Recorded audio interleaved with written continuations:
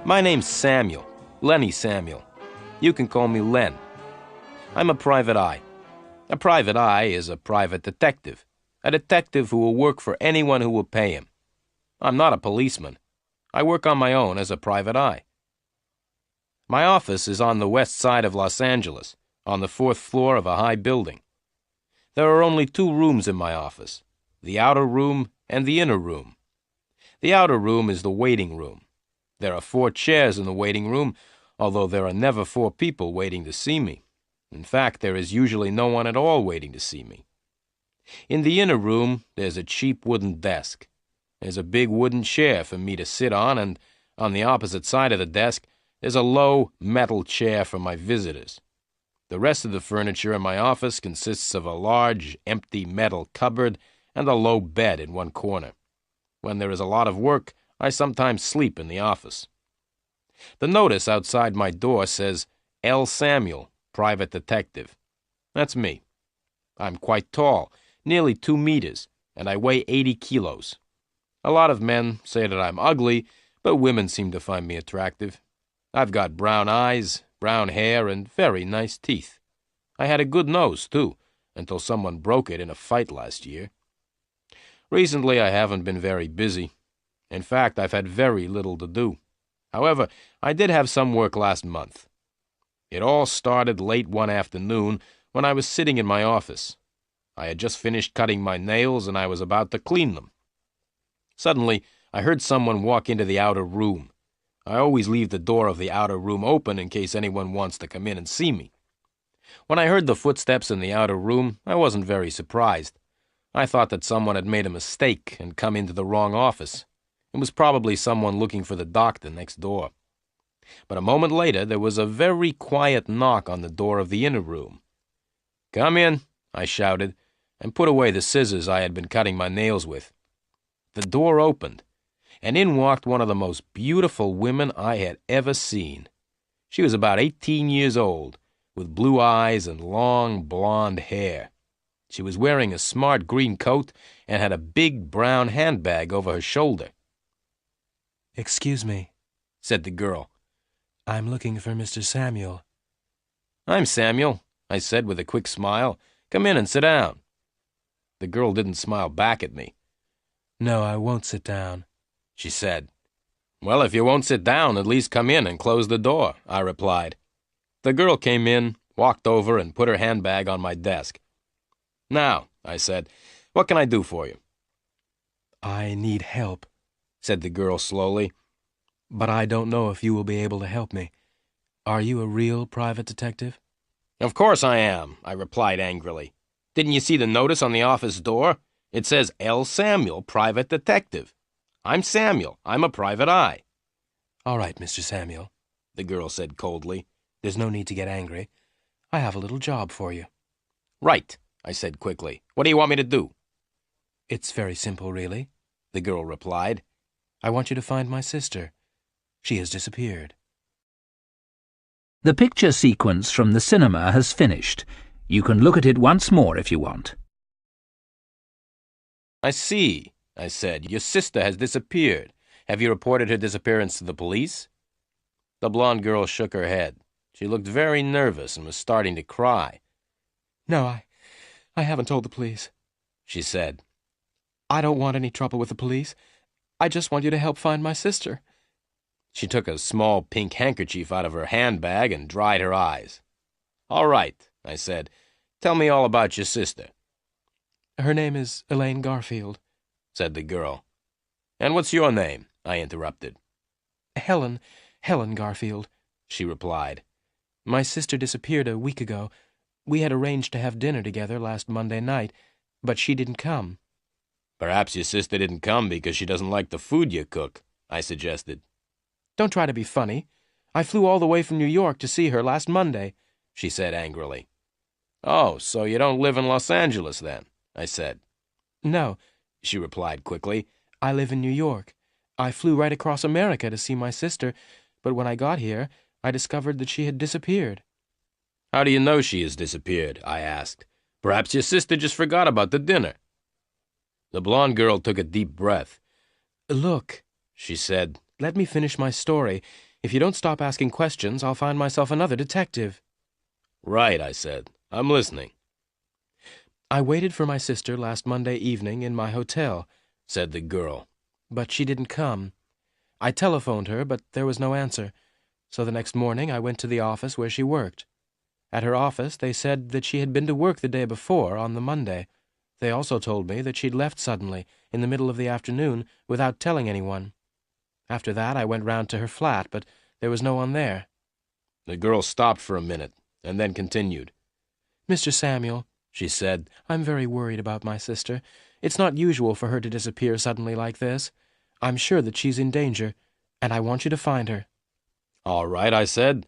It may be easy or it may be difficult, but I'll find her. But first, tell me why you've waited 3 days before coming to me. That's none of your business, the girl said. Okay, I replied. Your sister's name is Elaine Garfield. What does she look like? Oh, that's easy, Helen Garfield replied. She looks like me. We're twins. Now, Mr. Samuel, how much money do you charge? $50 a day, I said. Very well, Mr. Samuel, said the girl, but $50 a day is a lot of money. I hope that you will work hard for it. Oh, yes, I replied with a smile. I'll work very hard. Now give me the address of your sister's flat and the name of the office where she works. I'll start work at once. The blonde girl wrote the addresses on a piece of paper and gave me the paper. One more thing, I said. Can you give me your address, too? That won't be necessary, she replied as she picked up her handbag. I'll come and see you again tomorrow afternoon at 5 o'clock. Goodbye, Mr. Samuel. Without waiting for an answer, the girl turned around and walked out of the office. As I watched her walk out of my office, I smiled to myself. This is better than cleaning my nails, I thought. Then I began my work. The picture sequence from the cinema has finished. You can look at it once more if you want. After the blonde girl had left my office, I looked at the 2 addresses which she had written on the piece of paper. The first was Elaine Garfield, apartment 716, Manson Building, Sunset Place. The second address was Meyer and Meyer, attorneys, Title Insurance Building. Putting the paper in my pocket, I got up and walked towards the door. Then I stopped and went back to my desk. I opened the top left-hand drawer and took out my gun, a .38 Smith & Wesson. Then I put the gun back in the drawer. I decided that it was safer to leave it behind. It's easy to get shot if you're carrying a gun. I ran down the stairs, all 4 floors, and out into the street. My old gray Chrysler was outside, so I jumped in and drove off fast, towards Sunset Place. The Manson Building was a tall, ugly block of apartments. I parked the Chrysler outside and walked towards the big glass front doors. "Hey, mister," a voice said. I continued walking. "Hey, mister," said the voice again. "You can't leave your car there." I stopped and turned around. A man in a gray uniform was standing by the Chrysler. "Hey, mister," the man repeated. "You can't park your car here." "Why not?" I asked. "Because only people who live in the Manson Building can park here," he replied. "So," I said, "how do you know that I don't live in the Manson Building?" "Because I'm the porter," the man replied. "I work in the entrance of the building and let people in and out of the door. I know everybody here." "Right," I said. "Then please let me in."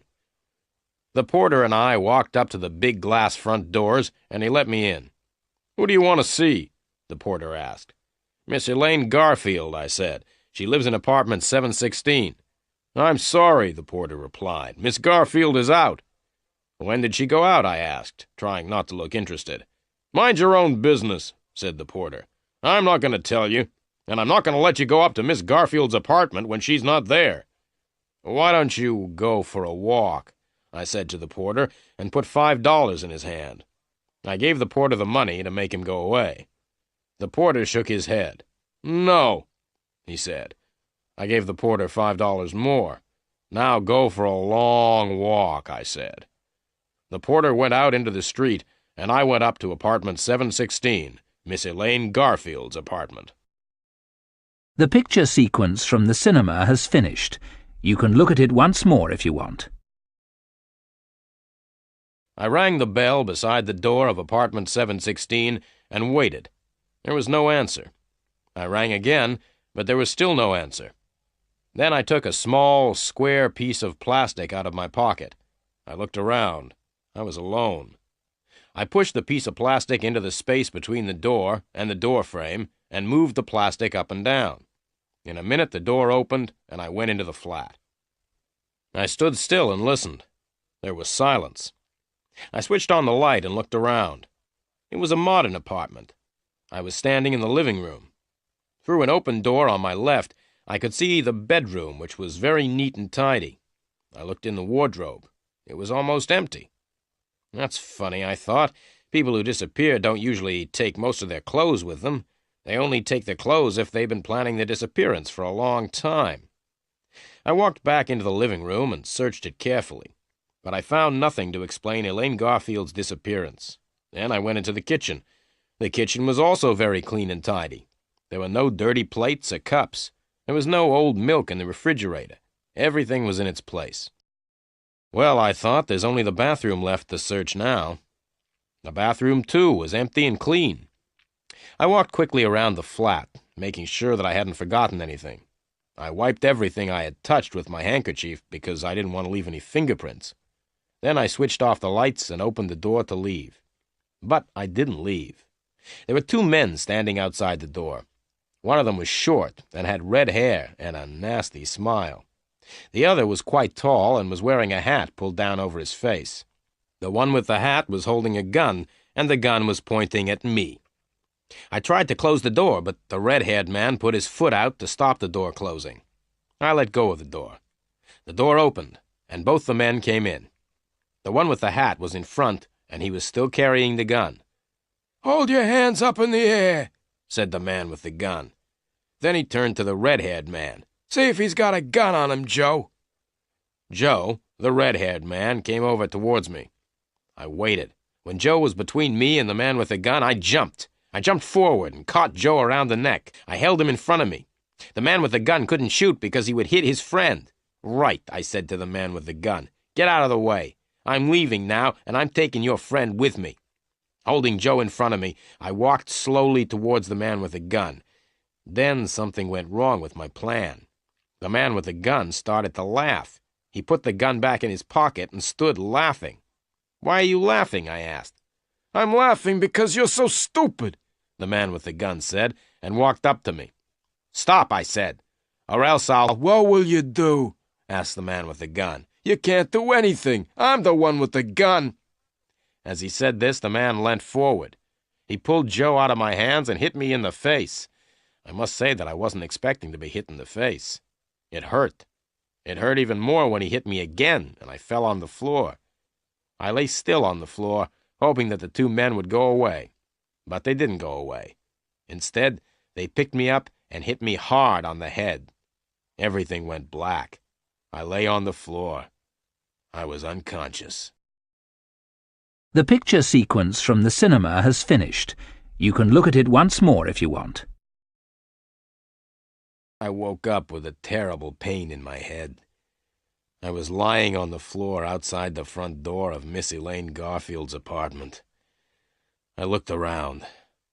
The man with the gun and his red-haired friend had left. I was alone, and I had a terrible headache.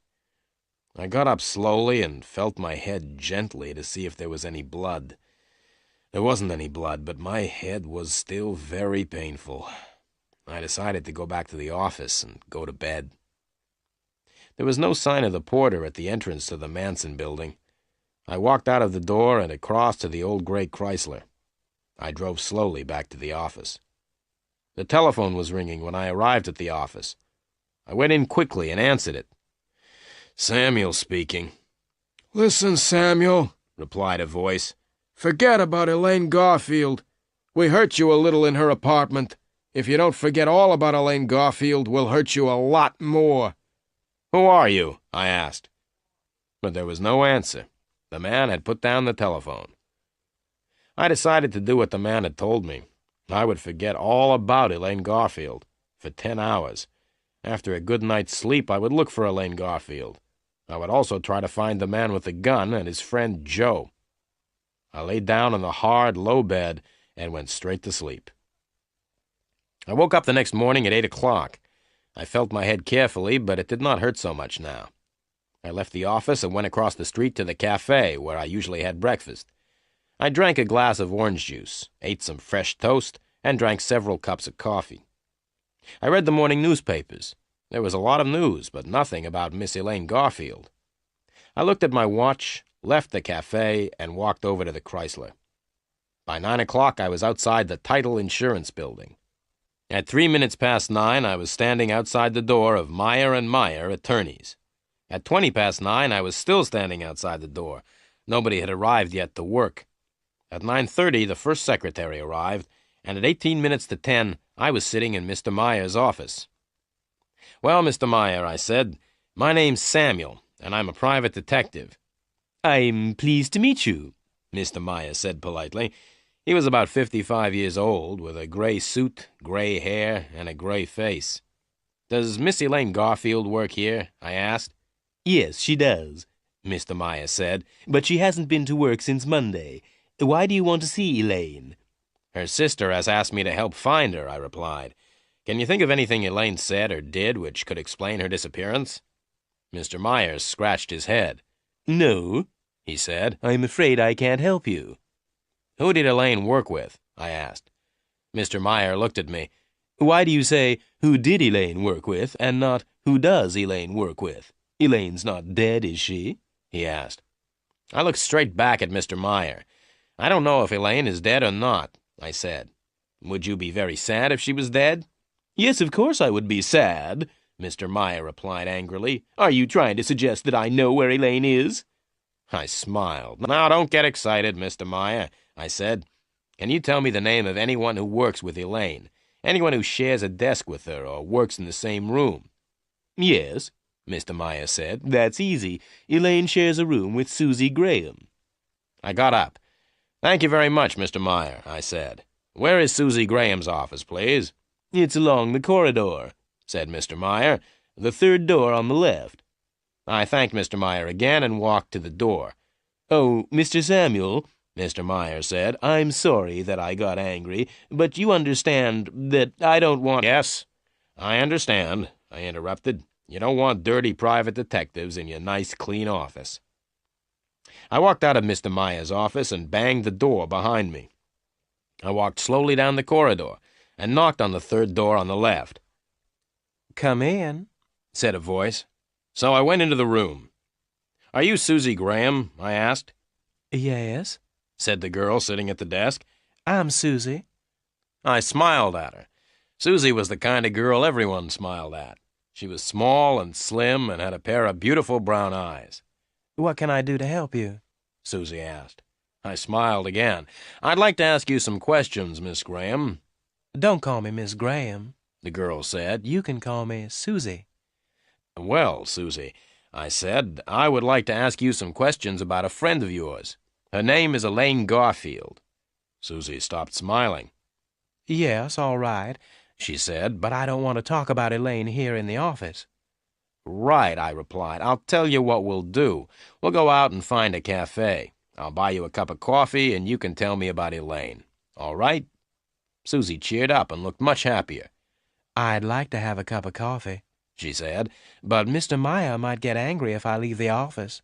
"Don't worry about Mr. Meyer," I said with a big smile. "Mr. Meyer and I are great friends."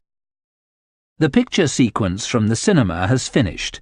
You can look at it once more if you want.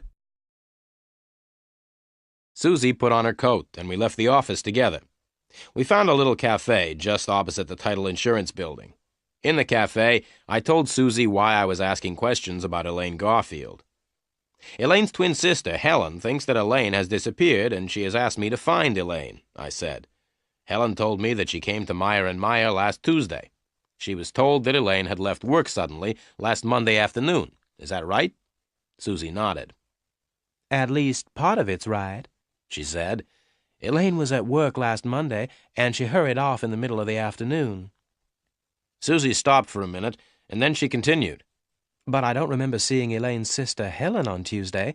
In fact, I didn't even know that Elaine had a sister. Elaine's sister lives in New York, I explained. Now, can you remember last Monday afternoon? Did Elaine give any reason for leaving suddenly? Oh, yes, Susie said. Elaine said that she wasn't feeling well and was going to lie down. Did Elaine receive any visitors or phone calls last Monday afternoon? I asked. No, I don't think so, said Susie. No, wait a minute, I think... Yes, Elaine did receive a phone call just before she left. I smiled. I don't suppose that by chance you might have heard any of the telephone conversation. Certainly not, Susie replied. I don't listen to other people's phone calls. Can you think of any reason why Elaine disappeared? I asked. No, Susie replied. Elaine was always very friendly with everyone, and she didn't seem to have any troubles. Did Elaine have any special friends? Any men or women she talked about a lot? I asked. No, not really, Susie replied. Elaine and I used to be quite friendly, and we went out dancing together a lot, but recently we haven't been out together at all. I understand, I said, though I really didn't understand anything at all. Can you remember the last time you went out together? Can you remember the place you went to? Oh, that's easy, Susie said quickly. We went to the Las Cabanas Club. We always went there. It was about a month ago. We had an argument there, and we haven't gone out together since. What was the argument about? I asked. It was after midnight, Susie explained, and I wanted to go home, but Elaine said she wanted to stay a bit longer. She said that she had met a wonderful man and didn't want to leave. I said I was going home, and I left Elaine in the club. After that evening, one thing led to another. What do you mean? I asked. One thing led to another. Susie smiled. I often spoke to Elaine about the man she had met. Elaine thought he was wonderful. I told her that he was no good at all. What did Elaine say when you told her that? I asked with interest. She became very angry, replied Susie. We haven't been out dancing together since then. I paid for the coffee. You've been very helpful, Susie, I said, and I've only got one more question. Can you remember the name of the man Elaine Garfield met at Las Cabanas?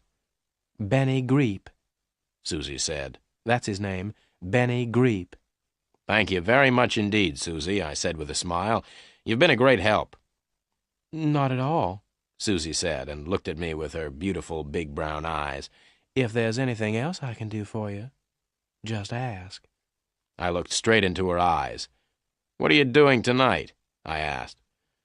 I'll be at home watching television, Susie replied. My boyfriend's a boxer, and he's fighting in a match on television tonight.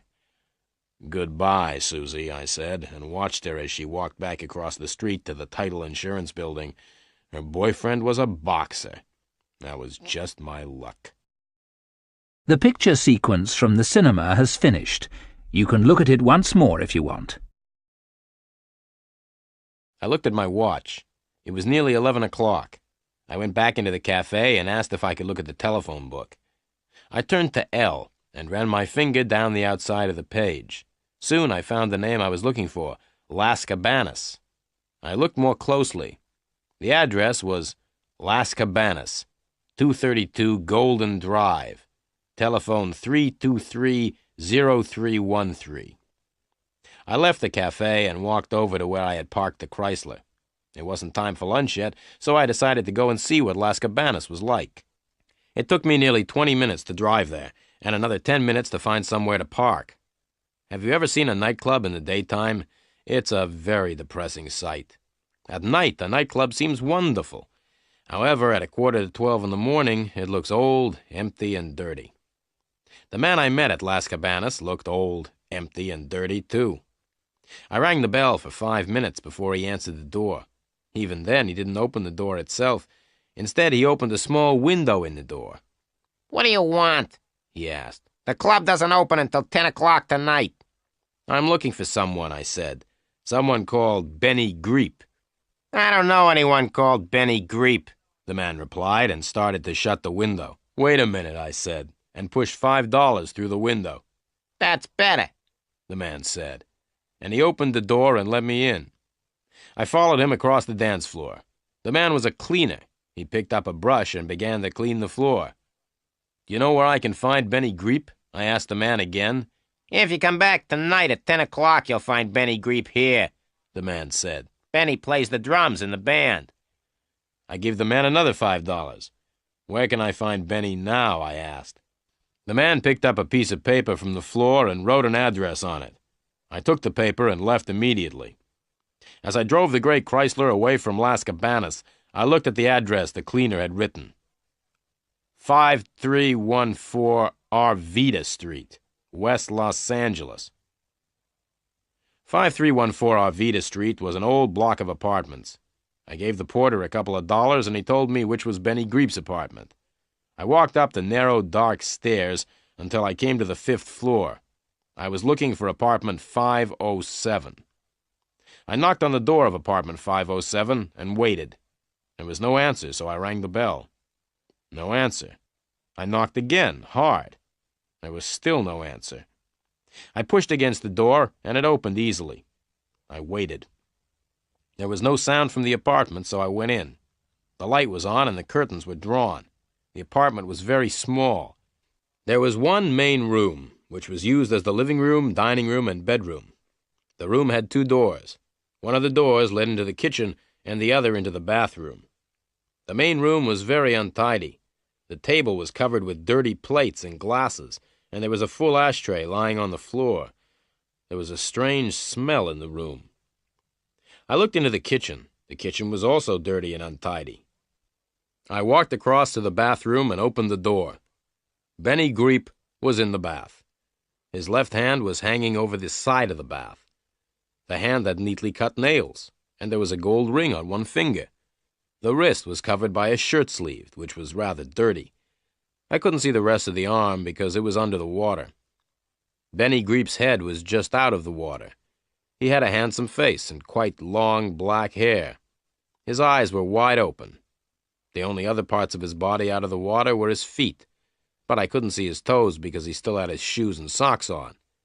The bath water was red. I pulled out the plug in the bath to let the water out.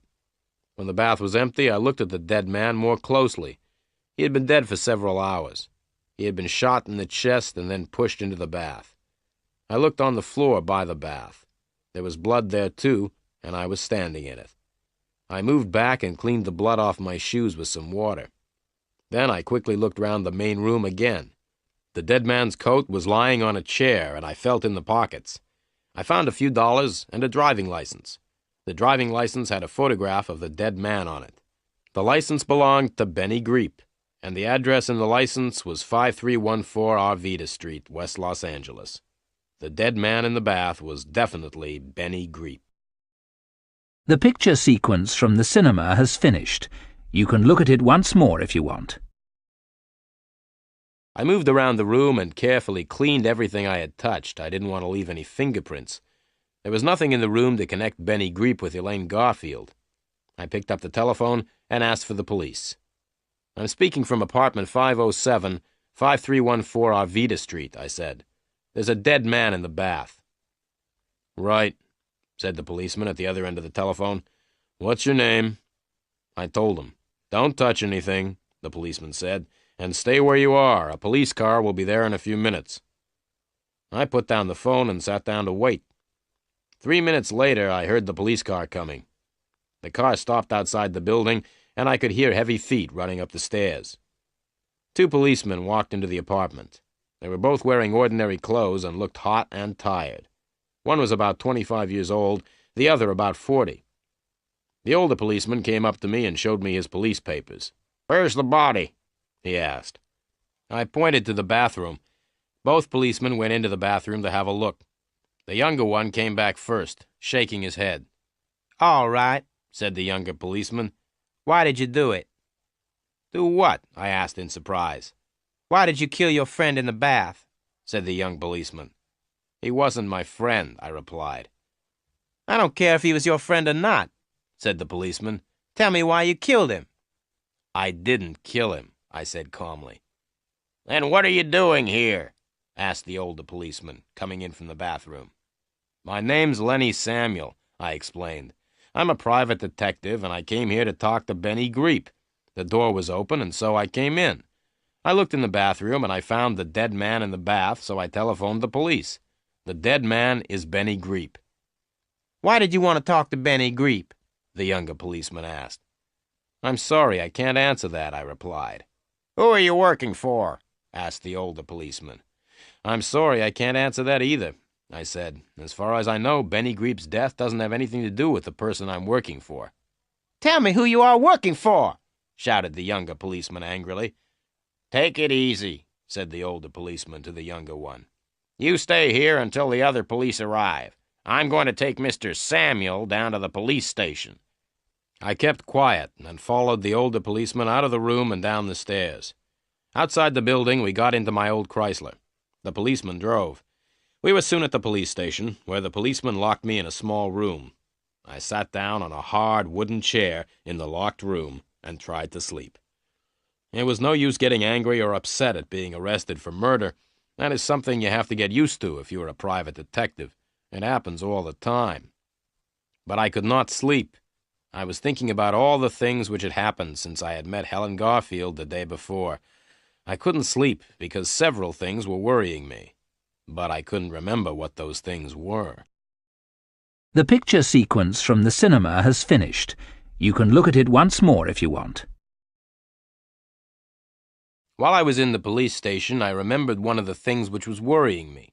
How had Joe and his tall friend known that I was in Elaine Garfield's apartment? The porter at the Manson building must have told the two men. I decided that I would go and talk to the porter when I left the police station. I sat back in the chair and looked at my watch. The time was nearly 4 o'clock. Then I remembered that Helen Garfield was coming to my office at 5 o'clock. I would not be there to meet her. But there was something else that was worrying me. It wasn't anything important. It was quite a small thing, but I couldn't remember what it was. Suddenly the door opened and a policeman came in. "Stand up," shouted the policeman. "Follow me." I stood up and followed the policeman out of the room and along a corridor. The policeman stopped, knocked on a door, and opened it. "Are you ready to see the private detective?" asked the policeman as he put his head around the door. Without waiting for an answer, the policeman opened the door wide and pushed me into the room. The policeman came into the room and closed the door behind him. In the room, there was a man sitting behind a desk. He was completely bald. He had no hair at all. He was about 55 years old, and his name was Sergeant Murphy.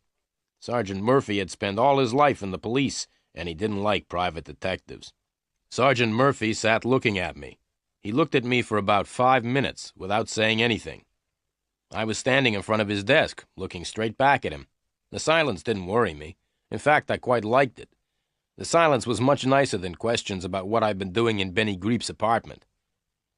"What were you doing in Benny Greep's apartment?"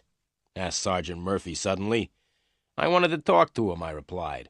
"Why did you kill Benny Greep?" shouted Sergeant Murphy suddenly. "I didn't kill him," I replied, and I told Sergeant Murphy the same story that I had told the policeman in Benny Greep's apartment. "I don't believe a word of what you've told me," said the sergeant. "Who are you working for?" "I'm sorry," I replied. "I can't tell you who I'm working for. As far as I know, Benny Greep's death has nothing to do with me or with the person I'm working for." I stopped and looked at the sergeant. I knew that what I had just said wasn't true.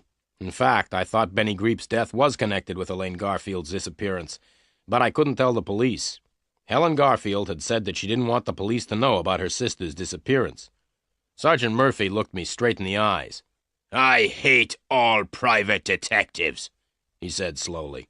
"And you are the private detective that I hate the most. I don't think you're telling me the truth. I think you're hiding things from me. I think you know more about Benny Greep's death than you say you do. And you are going to tell me all you know. Now!" "I've already told you all I know," I replied quietly. Sergeant Murphy's face went red. The red color went up until it covered all of his bald head. "Don't try to play games with me!" he shouted. "Now get out!" "Can I go home now?" I asked. "No," said Sergeant Murphy. The sergeant told the policeman at the door to take me back to the small room and lock me up again. I went with the policeman and didn't argue. I don't like arguing with policemen. When I was alone in the room again, I sat down. I tried to remember the other thing that had been worrying me earlier. Someone had said something important, but I could not remember what it was. The picture sequence from the cinema has finished. You can look at it once more if you want. I looked at my watch. It was 5:30. I was still at the police station. I'd seen Sergeant Murphy once more during the afternoon. It hadn't been a pleasant meeting. I hadn't told the sergeant who I was working for, and I hadn't told him why I'd wanted to talk to Benny Greep. 5:30. I wondered if Helen Garfield was waiting for me at my office. Suddenly, the door of the room opened, and Sergeant Murphy came in. "Get out," he said. "I've decided to let you go. Now go before I change my mind." I went before Sergeant Murphy changed his mind. As I got my car out of the police garage, I wondered why Sergeant Murphy had let me go. As I drove away from the police station, I noticed a small yellow car behind me. A minute later, I looked in the mirror again. The small yellow car was still behind me. I drove a little faster, and then suddenly turned right up a narrow street. At the end of the narrow street, I turned left, and then left again. Soon I was back on the main road. I looked in the mirror. The yellow car was still right behind me. So that was why Sergeant Murphy had let me go. The sergeant had ordered some policemen to follow me. They were going to watch what I did and who I met. I drove straight back to the office. As I parked the car outside, I noticed the yellow car had stopped across the road. I ran up the stairs and into my office. The door to the outer room was open, as usual, but the room was empty. Helen Garfield wasn't there. But there was a letter on the table, on top of the magazines. I picked the letter up and read it. "Dear Mr. Samuel, I came here at 5 o'clock and waited, but you didn't come. I must see you urgently. Meet me at Las Cabanas at 11:30 tonight. Helen Garfield." I put the letter in my pocket and looked at my watch. It was just after 6 o'clock. I had 5.5 hours before the meeting with Helen Garfield. There was plenty of time to go to the Manson building and talk to the porter. I got into the Chrysler and drove off towards the Manson building. The small yellow car was still following me. As I drove, I thought about Helen Garfield's letter. Why does she want to meet me at Las Cabanas, I asked myself. In fact, how does she know about Las Cabanas at all? She says that she lives in New York. I would have to ask Miss Helen Garfield a few questions the next time I saw her. But the most important thing now was to get away from the yellow car, which was still following me. I was going to the building where Elaine Garfield lived, and I didn't want the police to know. There were 2 men in the yellow car. I turned right, and the yellow car followed. I stopped, and the yellow car stopped. I turned the Chrysler around, and the yellow car turned around. I tried to drive faster than the yellow car, but the Chrysler was too old and too slow. I slowed down and waited until I was near the next traffic lights. Then, just as the lights were changing from green to red, I drove across them. The yellow car was too late. The lights were now red. But that didn't stop the car. It drove straight past the red light. Then, as I looked angrily in my mirror, something happened which made me laugh. A policeman on a motorbike drove after the yellow car. The policeman made the driver stop because he had driven past the red light. I drove away as fast as possible. In my mirror, I could see the driver inside the car arguing with the policeman on the motorbike. It was the funniest sight I had seen for a long time. I drove on towards the Manson building, happy to have escaped. I may even have sung a little because I was feeling so good. The picture sequence from the cinema has finished. You can look at it once more if you want. As I was driving happily towards the Manson building, I had a surprise. I looked in the mirror. The yellow car was coming up fast behind me. I drove as fast as I could, but the yellow car got closer and closer. Just then, a dog ran across the road in front of the Chrysler. I braked hard, and the tires screamed as the Chrysler stopped suddenly to avoid the dog. Then there was the scream of more tires as the driver of the yellow car tried to stop. There was a loud crash and a bang as the small yellow car ran right into the back of my big old gray Chrysler. The 2 men in the yellow car weren't hurt, but their car was badly damaged at the front. Oil and water were running out onto the road. The old Chrysler was not damaged at all. I got out and walked back to the yellow car. "You ought to be more careful," I said to the driver. "You were driving very dangerously. It's lucky for you that my car isn't badly damaged." But, the driver began to say, but I did not wait to listen. I ran back to the Chrysler, jumped in, and drove on. The last I saw of the yellow car was the two men pushing it to the side of the road. I was soon at the Manson building, and I went into the hall to look for the porter. I couldn't see him anywhere. Then I noticed the door with a sign on it saying porter. I knocked quietly, but there was no answer. I opened the door slowly and looked into the room. The porter was sitting at his desk, asleep. His feet were on the desk, and he was lying back in his chair. I walked quickly and quietly into the room and closed the door. I went up to the desk and noticed a piece of paper lying by the telephone. There was a telephone number written on the paper. 323-0313.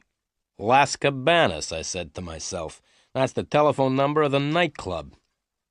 Without waking the porter, I left the room. I had found out what I wanted to know. The two men who had hit me on the head had probably come from Las Cabanas. The porter must have telephoned them when I went up to Elaine Garfield's flat. I was now very interested in Las Cabanas. Elaine Garfield used to go dancing there with Susie. Benny Greep worked there before he was killed. Helen Garfield wanted to meet me there at 11:30, and now the porter and the two men who had hit me on the head were connected with Las Cabanas. I went home, washed, changed, and had a meal. At 11 o'clock, I went out again. I was going to Las Cabanas. There were lots of cars parked outside, and I had to leave the Chrysler quite a long way away from the nightclub.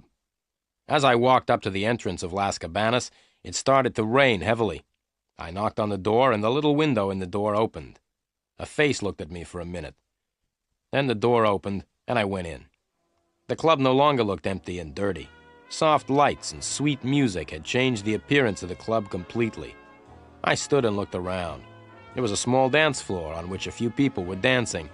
The band was small and not very good. There was a new drummer instead of Benny Greep. Around the dance floor, several groups of people were sitting round low tables. To the right of the dance floor, there were more tables where people were eating. There were two doors behind the tables, which led into the kitchen. I sat down at a table by the dance floor, in the darkest part of the room, and waited.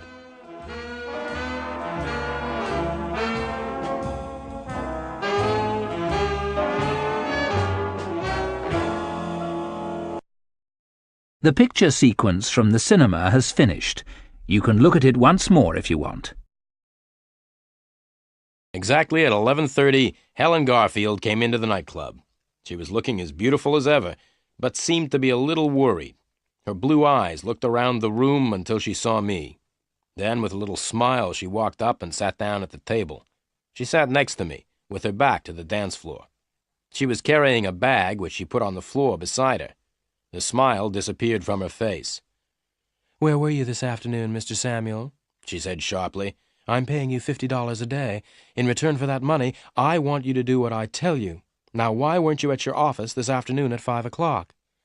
I took a deep breath. "Well, Miss Garfield," I said, "it's a long story. Let's have a drink and I'll tell you all about it."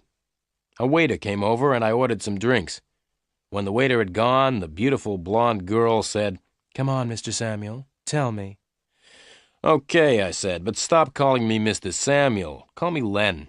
All my friends call me Len." "I'm not a friend of yours, Mr. Samuel," the blonde girl said in a voice like ice. "I'm paying you a lot of money to work for me." $50 a day doesn't allow you to be rude to me," I replied quietly.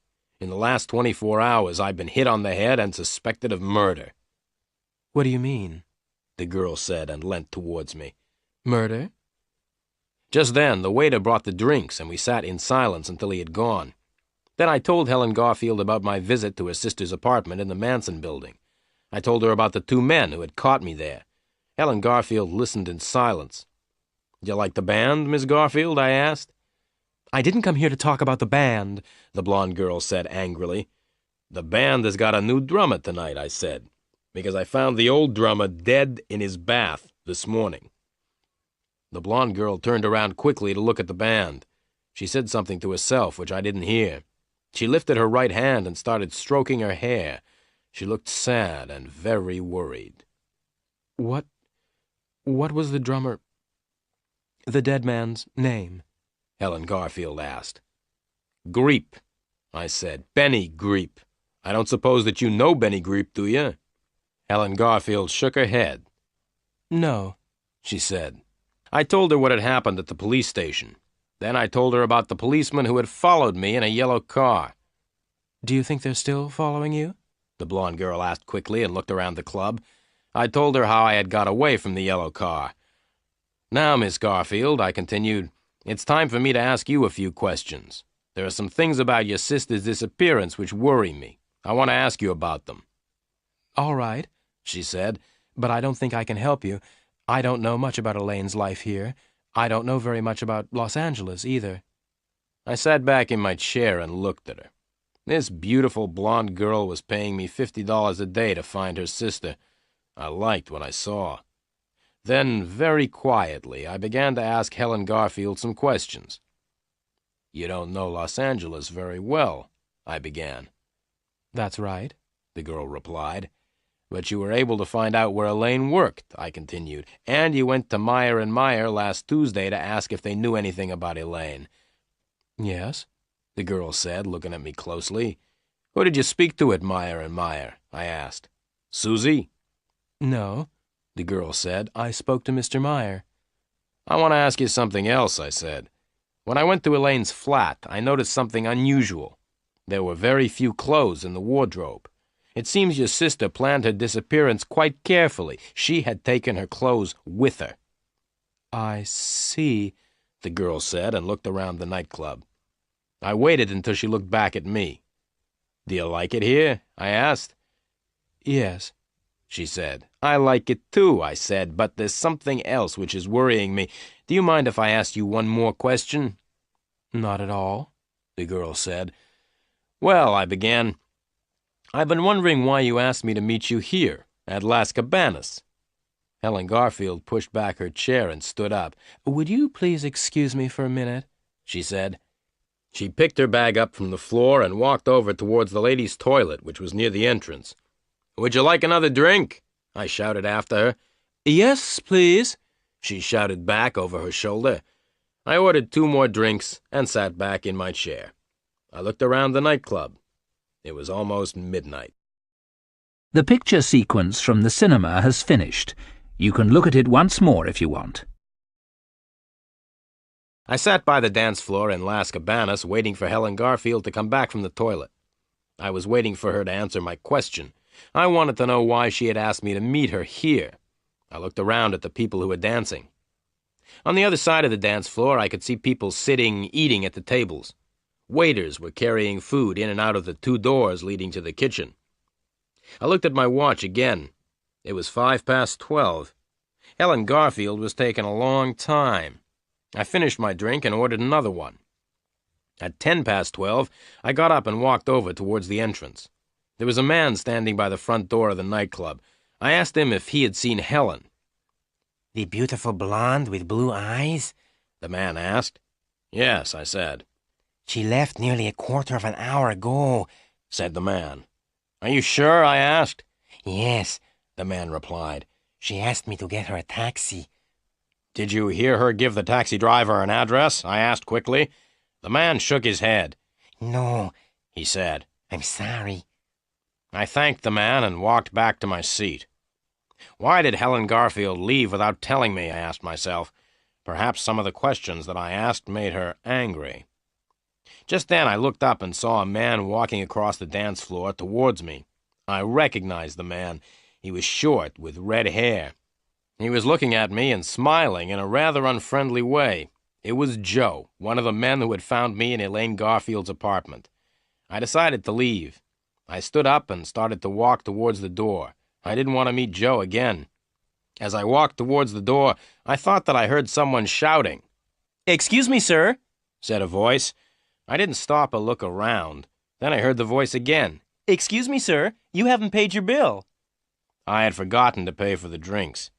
The waiter came running up to me, and I quickly took out $10 and gave them to the waiter. You can keep the change, I said as I gave him the money. Without waiting for a reply, I turned and hurried towards the door. Then I heard the waiter's voice again. "Excuse me, sir, he said. I stopped and turned around. The waiter came up to me. "Excuse me, sir, $10 is not enough," he said. "The price of your drinks is $12.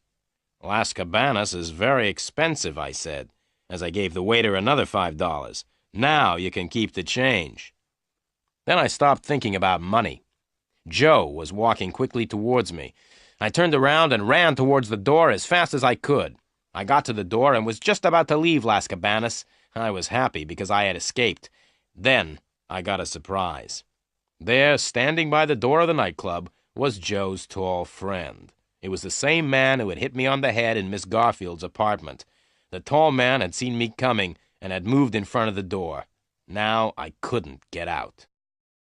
The picture sequence from the cinema has finished. You can look at it once more if you want. I stopped and looked behind me. Joe was closer now, and the smile on his face looked very unfriendly. I was caught. I could not go out of the door, and Joe was right behind me. I turned around quickly and ran towards Joe. Before he knew what I was doing, I put my arms around him and started dancing. He was very surprised and tried to pull away from me, but he couldn't fight properly. He was afraid that the other people would notice. I looked over my shoulder and saw the tall man standing helplessly on the side of the dance floor. I pushed Joe into the middle of the dance floor where there were lots of other people dancing. Then I felt something sharp touching my back. It was a knife. "Stop trying to be funny, Samuel," said Joe angrily. "Stop dancing and go over to the door, or else I'll push this knife into you." We were right in the middle of the dance floor, and a long way from the tall man. Joe was holding a knife against my back. Some of the other people around us had stopped dancing. They were staring in surprise at the sight of two men dancing together. I lifted my foot and kicked Joe's leg as hard as I could. He gave a cry of pain and fell to the floor. I looked around to see where I could run to. Joe's tall friend was coming through the dancers towards me. I turned around and ran off the dance floor. I looked back over my shoulder and saw that both Joe and his friend were following me. I ran between the tables where people were eating. The floor was slippery and I fell over. As I fell, I knocked over a table and the plates of food and glasses fell on top of me. I got up quickly and ran out through one of the doors into the kitchen. Then I stopped and counted to 5. As Joe and his tall friend were coming towards the door, I pushed the door closed as hard as I could. There was a loud bang as the men ran into the door. I smiled and turned round, but I did not smile for very long. 3 cooks were coming towards me with big kitchen knives in their hands. I looked at the cooks and at the knives they were holding. I thought about running towards them and trying to fight them. I decided that it would be a stupid idea to try and fight 3 big men with knives. To my left, there was a very big saucepan full of boiling soup on the stove. I picked it up and threw it at the cooks. There were loud cries of pain as the hot soup hit the 3 men. Just then, the door opened behind me. Joe and his tall friend stood in the doorway, and the tall man was holding a gun. There was a loud bang as the gun went off. The bang was followed by a scream of pain from one of the cooks because the tall man had shot him in the foot by mistake. I quickly picked up a large pile of dirty plates and threw them at Joe. He saw the plates coming, and he tried to move away. As he moved, he slipped on the floor and fell onto a pile of broken plates. Without waiting, I ran to a door at the back of the kitchen. The door was locked, and I banged against the door with my shoulder. The lock broke easily, and I pushed the door open. As I ran out into the dark street, I could still hear the shouts and cries coming from the club. I came to the Chrysler and bent over to open the door. Just then, there was a noise behind me. I turned around and saw a man with his arm raised. Then I felt a terrible pain in my head. Everything went black. I fell to the ground, unconscious. The picture sequence from the cinema has finished. You can look at it once more if you want. "Feeling better now?" asked a voice. I opened my eyes and looked around me. I didn't know where I was. I was lying on something hard, and there was a bright light on my eyes. "Where am I?" I asked. Then I realized where I was. I recognized the gray walls, the hard furniture, and the bright electric lights. I was in the police station again. "Feeling better now?" the voice repeated. I looked at the policeman who was talking to me. "Yes," I said, very slowly, "but my head feels as if it is breaking in half." "You're lucky to be alive," said the policeman. A police car found you lying in the middle of the road on Golden Drive. You would have been hit by passing cars and probably killed if the police car hadn't found you." I thought for a moment. I wasn't sure how much the police knew. I didn't want to tell the police anything they did not already know. "Yes, I was lucky," I said. "By the way, what was a police car doing on Golden Drive?" "Oh," said the policeman, "there was a big fight at a nightclub called Las Cabanas. We had a telephone call to say that there was a madman in the club. The madman was breaking up all the furniture. A police car was sent to the nightclub, but the madman escaped before the police arrived. The police car was returning when it found you lying in the middle of the road. You were very lucky. The car nearly ran right over you." I smiled. "I don't feel very lucky," I replied. "In fact, I feel terrible." "Never mind," said the policeman. "Can you walk?" I stood up and walked a few steps. My head hurt, but otherwise I felt all right. "Yes," I said, "I can walk." "Good," the policeman said. "Let's walk along the corridor, then, and have a talk with a friend of yours." We went along the corridor. The policeman stopped at a door and knocked.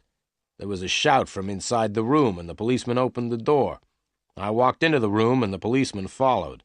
He shut the door and stood in front of it. There was only one desk in the room, and behind the desk was a man. He was bald. It was my old friend, Sergeant Murphy. "Hello, Sergeant Murphy," I said, trying to smile. "How are you feeling tonight?" Sergeant Murphy didn't smile back at me. "Are you trying to be funny?" he asked. "It isn't night, it's morning. You've been unconscious all night." "Oh," I said. "Now," said Sergeant Murphy, "let's begin. I want you to tell me why you were lying unconscious in the middle of Golden Drive at 12:30 last night. You were a danger to the traffic." "I thought that the traffic was a danger to me," I replied, but the sergeant didn't even smile. "I'm waiting for you to tell me what happened," said the sergeant. "Nothing much happened," I began. "I spent part of the evening at Las Cabanas and left just before midnight. I walked back to my car. Just as I was about to get into the car, someone hit me over the head. That's the last I remember. This policeman," and I pointed to the one standing by the door, "told me that I had been found in the middle of the road. Someone must have put me there." Sergeant Murphy smiled. "Yes," he said. "Someone who wanted to kill you put you in the middle of the road. Someone was hoping that a car would hit you and kill you." I smiled back at the sergeant. "Can you think of anyone who would want to kill you?" the sergeant asked me. "Oh, yes," I replied. "Hundreds of people would like to kill me, including a few policemen." The picture sequence from the cinema has finished. You can look at it once more if you want. "Did you leave Las Cabanas before midnight?" asked Sergeant Murphy. "That's right," I replied. "I left the nightclub just before 12. "So you weren't at Las Cabanas when the big fight started just after 12? asked the sergeant. "Big fight?" I said, trying to sound surprised. "Don't sound so surprised," said Sergeant Murphy angrily. "We received a telephone call from the owner of Las Cabanas. He said that just after midnight last night, a tall man with brown hair and brown eyes called Lenny Samuel attacked 2 of the people at the club. The owner of the club said that you then attacked and injured 3 cooks. Then you broke over 100 plates and a table and ruined food worth several $100s. I didn't say anything. I could not think of anything to say.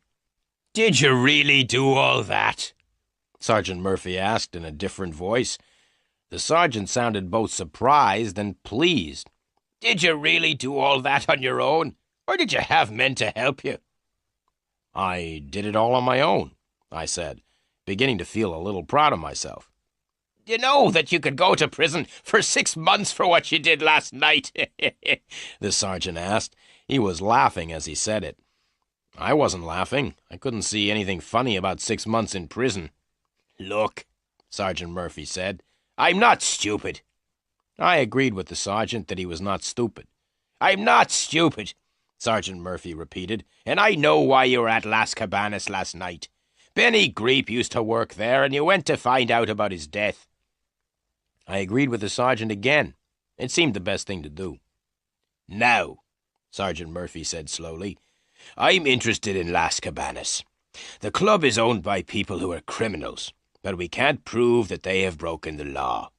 I'm also interested in Benny Greep's murder. Now, what I suggest is this. Tell me all you know about Las Cabanas and Benny Greep, and I will let you go. If you tell me all you know, you won't go to prison for the fight at the nightclub. But I want the truth, not the lies you told me yesterday. I took a deep breath and started to tell the sergeant what I knew. I told him about everything except Elaine Garfield. I wasn't sure how closely Elaine Garfield was connected with Benny Greep's death, so I told the sergeant that Helen Garfield from New York had asked me to find out about Las Cabanas. Sergeant Murphy asked me for Helen Garfield's address in New York, and I said I didn't know it. Then the sergeant asked me where Helen Garfield was staying in Los Angeles. I said I didn't know. I told Sergeant Murphy all that I knew about Benny Greep, except that the drummer had known Elaine Garfield. Then I asked him about the two men in the yellow car who had followed me. The sergeant smiled and said that the two men were policemen. Finally, I told him about the fight at Las Cabanas. Sergeant Murphy listened to everything. When I had finished my story, he looked at me in silence for a few moments.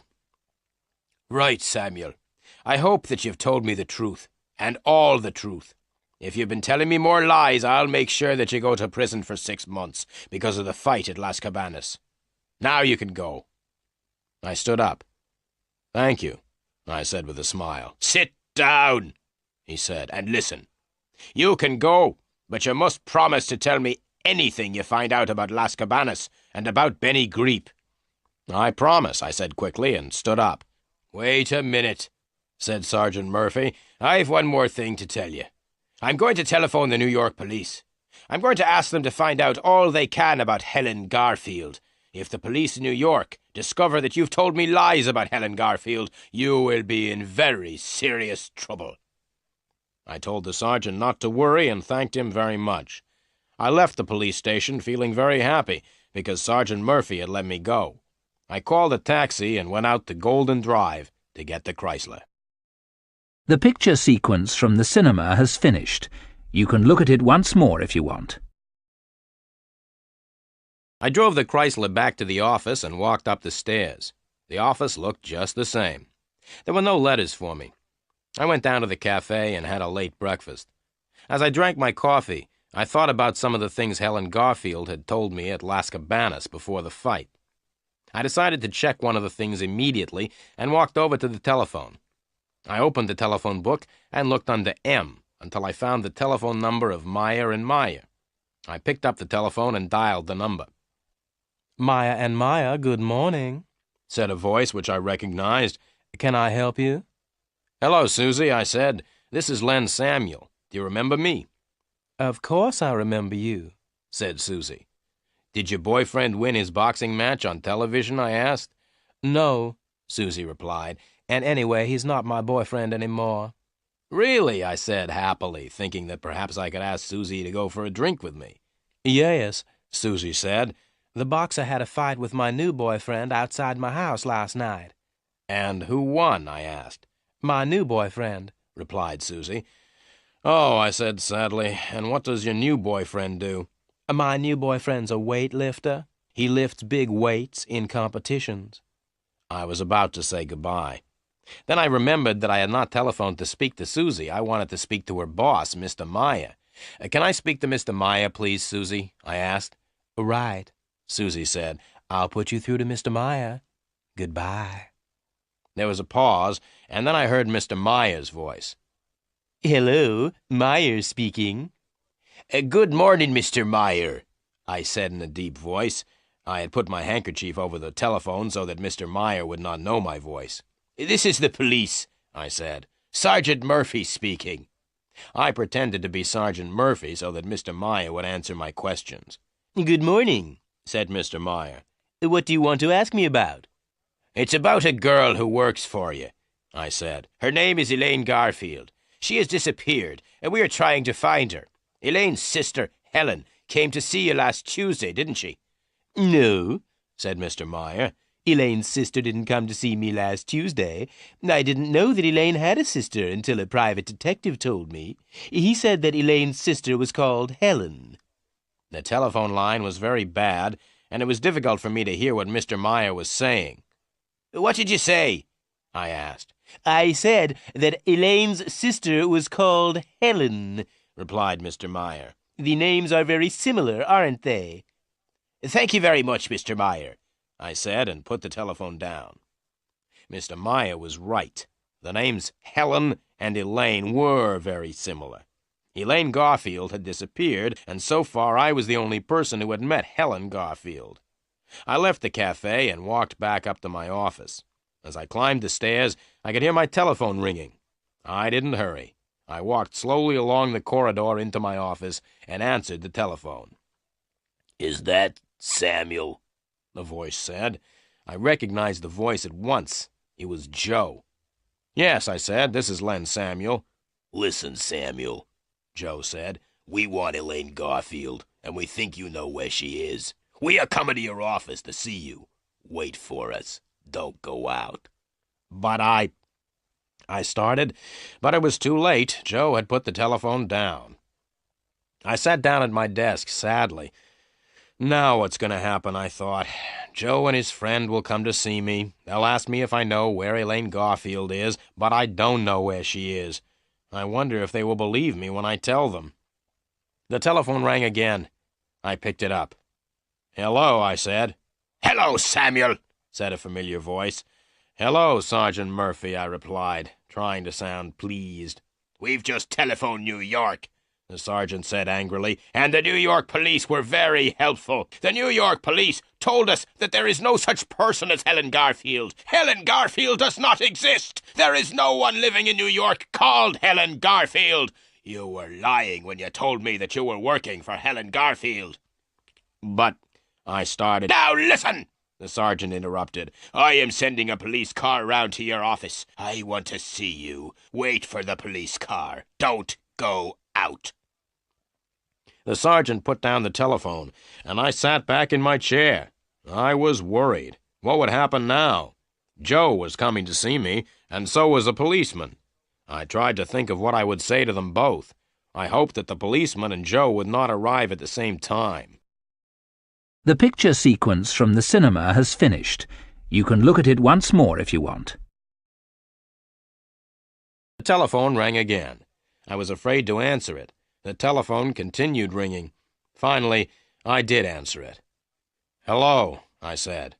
"Is that Mr. Samuel?" asked a voice. It was Helen Garfield. "Yes, Miss Garfield," I replied. "This is Len Samuel speaking." "I must see you," said Helen Garfield. "Well, I would like to talk to you too, Miss Garfield," I said slowly. "I think there are a lot of things you and I must talk about." "Right," the girl said. "Meet me at the Seventh Man Cafe in 5 minutes. Do you know where the cafe is? It's about half a mile from your office." "I know the Seventh Man," I replied, "but I can't meet you in 5 minutes because I'm expecting visitors." "You must come at once, Mr. Samuel," she said. "But," I began. It was too late. Helen Garfield had put her telephone down. I got up from the chair and walked to the door. I decided to go and meet Helen Garfield. Both Joe and Sergeant Murphy had told me not to go out, but I decided I would rather talk to Helen Garfield than to the policeman or to Joe. If Joe and the policeman came when I was out, they could talk to each other. I left the building and drove the Chrysler down the road. I was very lucky because I was able to park right outside the Seventh Man. I walked into the cafe. Helen Garfield was sitting at a table in the corner. I walked over and sat down beside her. I asked the waiter for a cup of coffee. I drank the coffee without saying anything. Then I put the cup down and looked at the beautiful blonde girl sitting beside me. "Miss Garfield," I said, "you are a very beautiful girl, but I think you are a liar. I think that everything you've said to me has been lies. I don't think you've ever told me the truth." The blonde girl's face slowly became red. She looked straight at me. "Mr. Samuel," she said, "I'm paying you a lot of money to work for me. I asked you to find my sister. I didn't ask you to call me a liar." "Well, Miss Garfield, I think I have found Elaine Garfield. Would you like me to tell you where she is?" "Yes," the blonde girl said. "Where is Elaine?" "She's here in this cafe," I said. "Elaine Garfield is sitting next to me. You are Elaine Garfield. Helen Garfield doesn't exist. You pretended to be Helen Garfield, but there really never was any such person. The police in New York say that Helen Garfield doesn't exist, I went on. Helen Garfield and Elaine Garfield are the same person. You are Elaine Garfield, and you pretended to be Helen. The blonde girl stood up angrily. "How much money do you want, Mr. Samuel? You are no longer working for me," she shouted. "Sit down," I said quietly. The blonde girl did not sit down, so I pulled her down beside me. "Now listen, Miss Garfield," I said firmly. "You are going to tell me all about yourself and why you came to see me. I want to know all about Benny Greep and Las Cabanas. I want to know why you disappeared." "I won't tell you anything," she said. "Oh, yes, you will tell me everything," I replied. "You'll tell me everything, or else I'll take you straight to the police.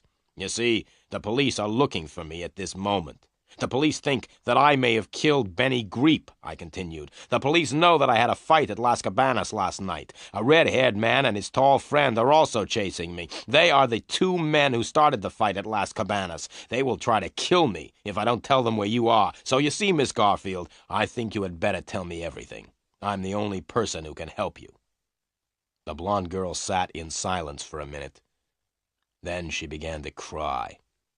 "All right," she said. "I'll tell you everything. I am Elaine Garfield." The picture sequence from the cinema has finished. You can look at... I looked at the blonde girl. "So, you agree that you're really Elaine Garfield and not Helen," I said quietly. "Now tell me about Benny Greep." The girl took a deep breath. "Susie Graham and I used to go out dancing together a lot," said Elaine. "We often went to Las Cabanas. One night when we were there, I met a wonderful man called Benny. Benny was the drummer in the band. I liked him very much and went to the nightclub very often to see Benny. We became very good friends." The girl stopped again and took out her handkerchief. "Go on," I said quietly. "I used to go to Las Cabanas to see Benny nearly every night. But it was difficult for us to talk to each other," the girl continued. "Why was it difficult for you and Benny to talk to each other?" I asked. "Because Benny was the drummer in the band, of course," Elaine Garfield replied. "We couldn't talk to each other very much, because he was playing with the band most of the evening." "I understand," I said, and ordered 2 more coffees. "So I spent a lot of time in Las Cabanas watching Benny play the drums," the girl said. "and I also watched everything else which happened in the nightclub." "What did you see?" I asked. "I didn't notice anything unusual at first," the girl replied, "but after a few nights I noticed that the same people always came to the club at the same time." "Which people?" I asked. "There was a red-haired man, a tall man who never took off his hat, and 1 or 2 others," said Elaine Garfield. "Yes," I said, "I think I have met 2 of them. They were the men who hit me on the head in the Manson building." "Anyway," the girl continued, "one night I asked Benny why these men came to the club every night. Benny told me not to ask questions, so I watched the men more carefully afterwards and noticed that they always arrived with bags. But when the men left, they weren't carrying bags."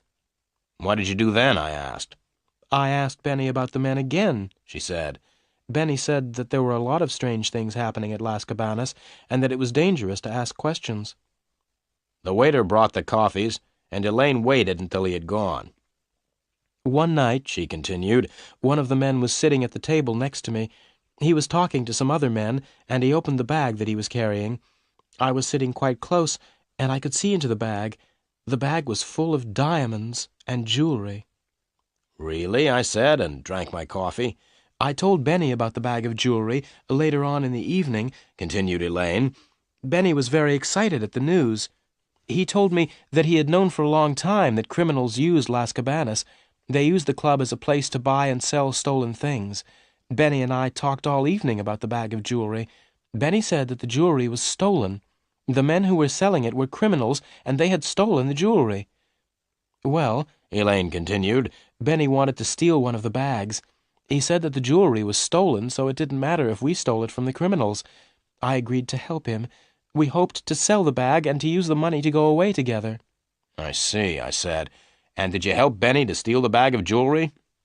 "Yes. We waited for nearly a week," Elaine replied. "Then, last Sunday, I had a chance to steal the bag. It was at the end of the evening, and nearly everyone had left the club.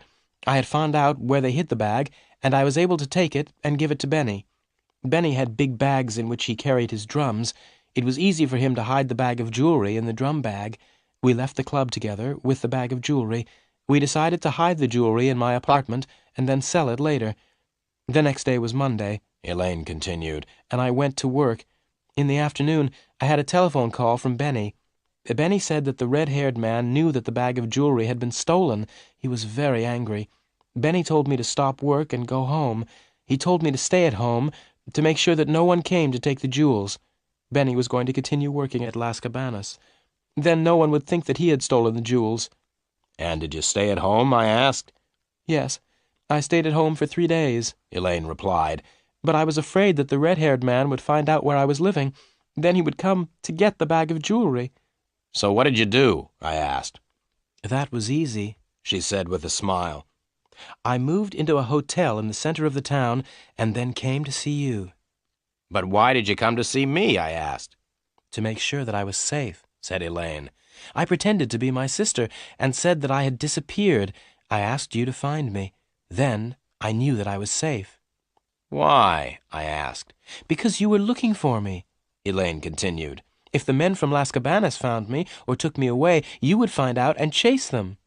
"Thank you very much for thinking that I am such a good detective," I said. "But why didn't you tell me the truth?" "That's easy," said Elaine. "I didn't want to tell you about the jewels." The picture sequence from the cinema has finished. You can look at it once more if you want. "Go on with your story," I said. "The evening I came to see you at your office," said Elaine, "I telephoned Benny at Las Cabanas. I told Benny what I had done. Benny told me that the red-haired man knew that we had stolen the jewelry.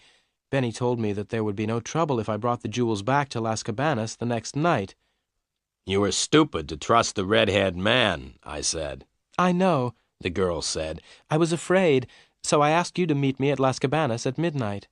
"So you didn't know that Benny was dead until I told you at Las Cabanas," I said.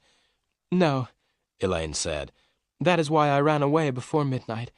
I decided not to give them the jewelry because they had killed Benny." "You've still got the jewels, then?" I asked in surprise. "Where are they?" "Here," Elaine said, and pointed to a small bag under the table. I reached under the table, picked up the bag, and opened it. The bag was full of diamonds and jewelry. Just then I heard a voice, and at the same time, Elaine screamed. "Give it to me," said the voice. I looked up quickly and saw Joe standing beside me. His tall friend was right behind him. "Give me the bag," said Joe once again. "How did you know I was here?" I asked. "You parked your car right outside," said Joe with a laugh. "Now give me the bag." I passed him the bag. As I gave him the bag, I jumped to my feet and hit Joe hard in the face. He tripped and fell heavily onto the floor. I moved towards the tall man, who was still standing a few feet away. I was about to run at him, but then I stopped. The tall man had taken a gun from his pocket, and the gun was pointing straight at me. "Right," said the tall man. "Don't move or else I'll shoot you." Joe got up from the floor. He still had the bag of jewelry in his hand. Together, Joe and his friend with the gun walked towards the door. They walked backwards to make sure that Elaine and I did not try to get the bag back. As the two men reached the door, I started to laugh. "What are you laughing at?" shouted the man with the gun. "Look behind you," I said. Both men turned around and looked. In the doorway of the cafe stood Sergeant Murphy with 2 other policemen. Sergeant Murphy jumped on the tall man with the gun, and Joe ran back into the cafe. I stepped forward to stop Joe, and he ran straight into me. We both fell on the floor, and the 2 policemen ran up. One of the policemen held Joe. The other policeman held me. "They are the criminals," I shouted, pointing at Joe and his friend, "not me." "You are all coming down to the police station," Sergeant Murphy said, and looked over to Elaine Garfield. "You must come too." It took a long time to tell Sergeant Murphy the whole story. In the end, he believed what Elaine and I told him. The sergeant warned me not to tell him lies again, and agreed to let me go free. Elaine told Sergeant Murphy all she knew about Las Cabanas. The sergeant was very pleased to catch Joe and his friend with the jewels. Sergeant Murphy agreed to let Elaine go free because she helped catch the criminals. As we were leaving the police station, I asked Sergeant Murphy